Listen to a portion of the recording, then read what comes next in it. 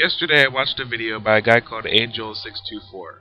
In the video he was talking about the restoration mod by Team Gizka for the Knights of the Old Republic 2, the Sith Lords, and his thoughts about the mod. And I left a comment in which I said that regardless of, how great any mod was, I felt that the original Knights of the Old Republic was, in my opinion, much more of a complete and just more all-around, more immersive experience than the second game was, and I felt that the second game required a more coherent connection to the original game's story.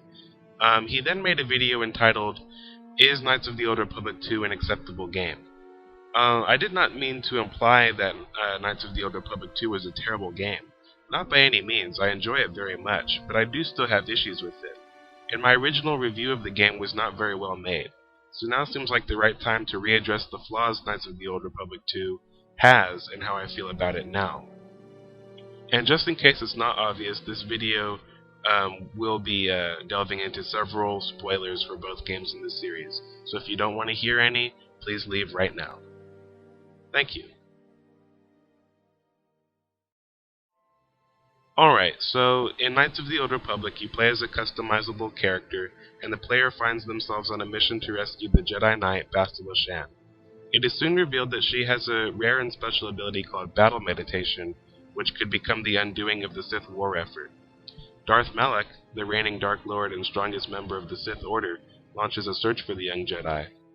Meanwhile, the player finds out that they have the potential to become a Jedi, and so they embark on a journey along with Bastila as their guide, and several other party members to find the mysterious Star Forge, a weapon mired in shadow and legend, in order to stop Darth Malak and restore peace and order throughout the galaxy.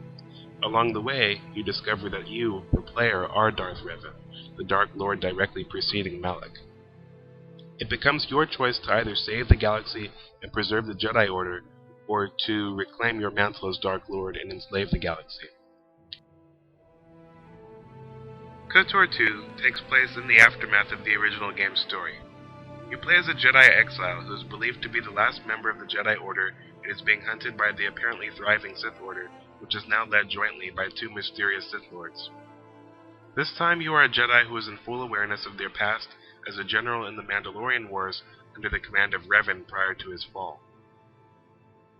And you are accompanied in your search for the remaining Jedi Masters from the Council by a mysterious old woman called Kreia.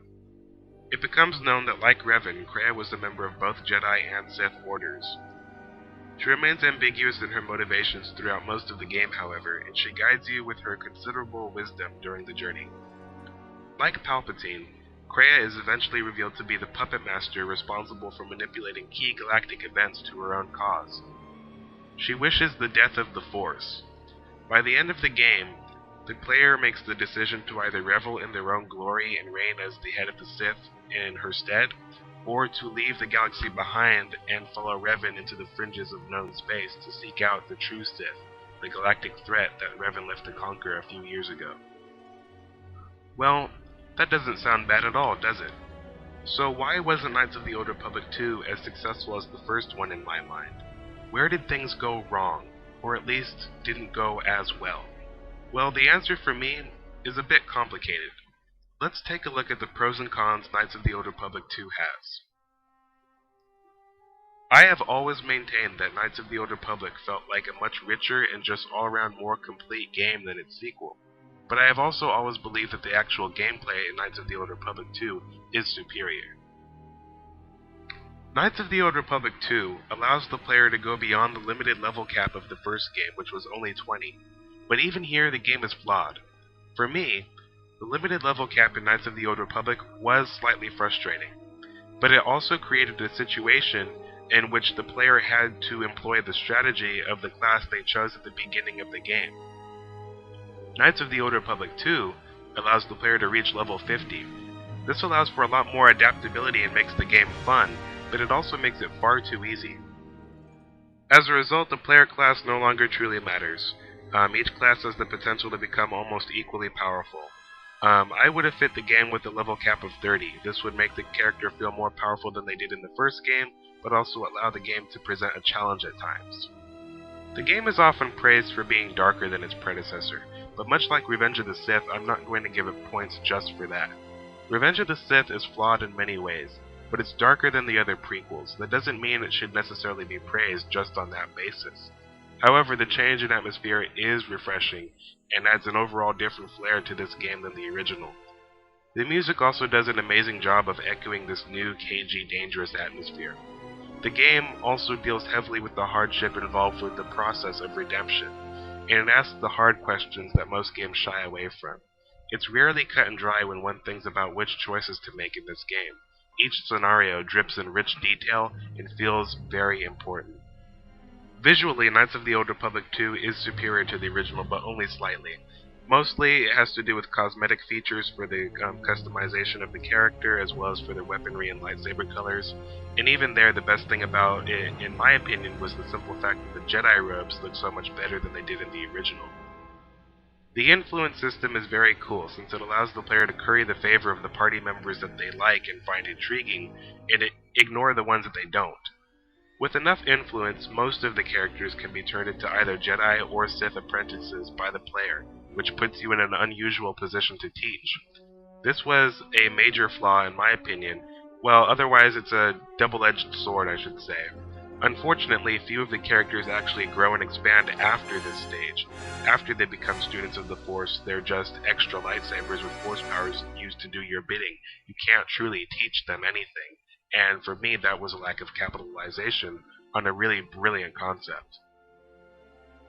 The characters are, in my opinion, not up to the same level as the original cast from the first game, but they're still very good characters in their own right. They just fall short of being either too vague or unoriginal, and a few of them just come across as rather contrived, frankly. Unfortunately, the members that return from the first game do little to add depth or connect the tale of Revan and the Exile together. However, Kreia rivals even such characters as Bastila Shan or Jolee Bindo in terms of depth, but she's also distant and has a negative attitude towards everything the player does. In the first game, Jolee Bindo remained in the middle ground between dark and light, but leaned more toward heroic and noble causes, clearly. Kreia remained ostensibly neutral throughout the entire game, but also regarded the events that unfolded around her with an overwhelmingly pessimistic attitude. Still, whenever you do something either good or evil, you seem to get a lecture from her because she disapproves of your leaning too close to either extreme in the Force, which I suppose makes sense since she seeks the death of the Force, but this makes her a frustrating mentor, and she's sometimes off-putting because of this, even though I consider her the only true anchor KOTOR 2 has to the original game. Which brings me to a flaw in the game. In my opinion, the story of this game was a conceptual mistake. From the very beginning, I felt that the story was being taken in the wrong direction.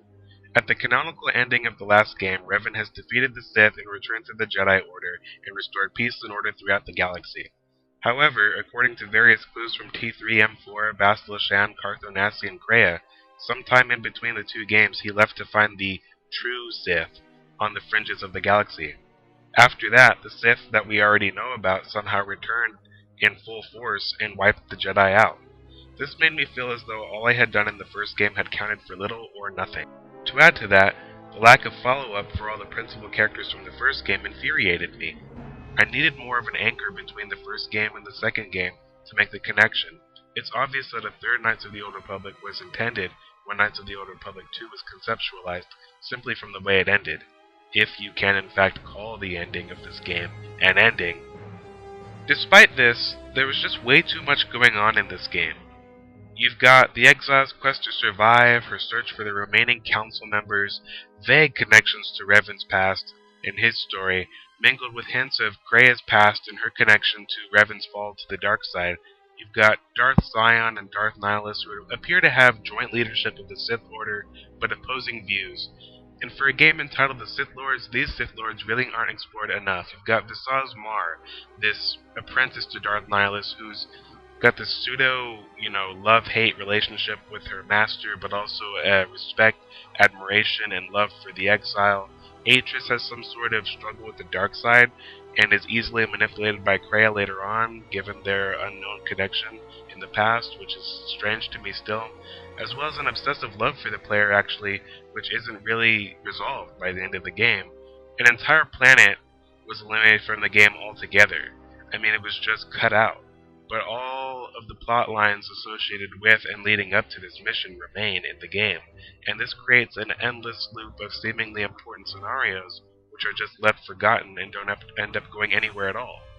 And in between all of this, you have Bastila and Karth searching for clues to Revan's whereabouts. Towards the end of the game, weird things start to happen that just aren't explained in clear detail and just frustrate me. Like, why did Kreia save Honhar and take him to Malachor 5? He wasn't important at all. Why was Scion so easily influenced by Kreia when he spent the entire game in direct opposition to her? What exactly was Godo's plan? What connection does Colonel Tobin and Onderon have to the Ravager assault on Telos? I'm not understanding this, folks. What happened to all of your party members after the Ebonhawk crashed on Malachor 5? What was the deal with the ending? If you really want to call that an ending. Seriously. It's absolutely just unapologetically incomplete. It's in your face with how incomplete it is, and it's just frustrating.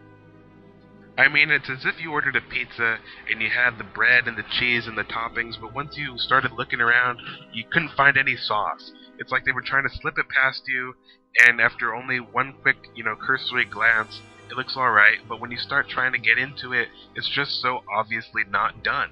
It's incomplete, and it's just frustrating. I mean, I could go on for hours and hours pontificating about what could have and should have been done had a third Knights of the Old Republic been developed, but I won't. Everyone has their own ideas of what they would have liked to have seen, and I'm not here to spoil any of that with my own opinion.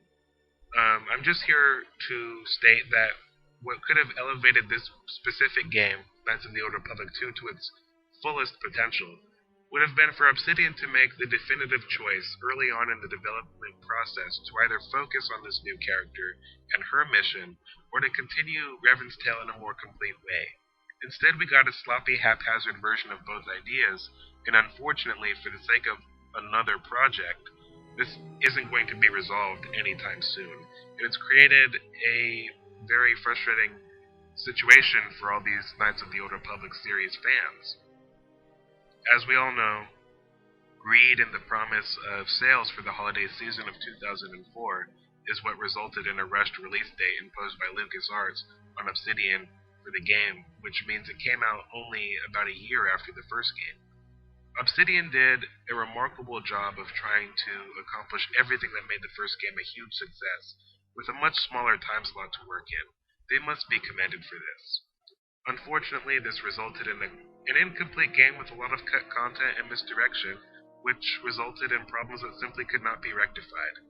Knights of the Old Republic 2, for all its glorious little gems of brilliance, remains muddled and woefully underdeveloped. However, it was still a great experience. The concepts explored in the dialogue of this game remain some of the most profound I've ever encountered, rivaling and at times even exceeding the level of brilliance I found in the original game. And to answer Joel624's question, yes, it's an acceptable game. It's more than acceptable. It's exceptional.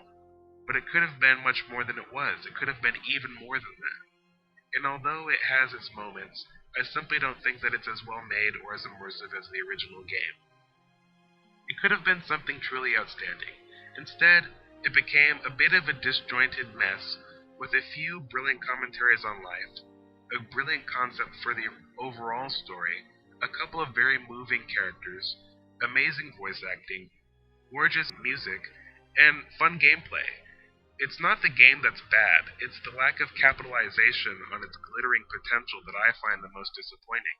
Nevertheless, I proudly hold up Knights of the Old Republic 2 as one of the best Star Wars games ever made. It deserves to be remembered for its contribution to what I consider to be the best Star Wars video game series of all time.